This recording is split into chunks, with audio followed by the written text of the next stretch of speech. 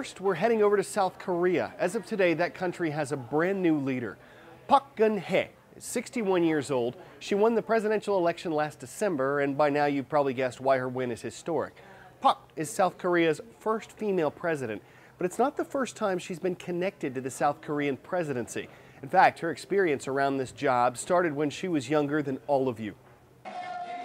While the world may not know much about South Korea's first female president, the life of Park Geun-hye and her family fill her nation's history books. Born into politics, her father Park Geun-hye was described by some as the country's first dictator. He seized power when the military took control of the government in 1961. Park was just 9 years old then. Her father would rule South Korea with an iron fist for the next 18 years, overseeing huge economic growth as well as human rights abuses. Personal tragedy hit Park Geun-hye while she was studying overseas in 1974. Back in Seoul, her mother was shot dead by someone loyal to North Korea. The bullet was intended for Park's father. The failed assassination attempt drastically changed the course of Park Geun-hye's life. Her dreams of being a professor were set aside. She had to act as South Korea's first lady, putting the nation's interests above her own. 5 years later, there was another assassination attempt on her father.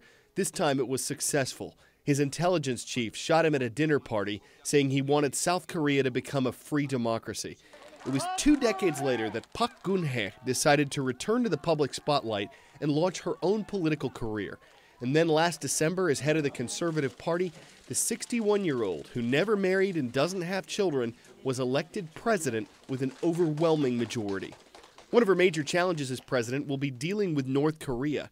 She met the late Kim Jong-il in 2002 in an attempt to end the bad blood between the two families. Park Geun-hye says she wants to resume talks with North Korea and restart the aid program on the condition that North Korea abandons its nuclear weapons program.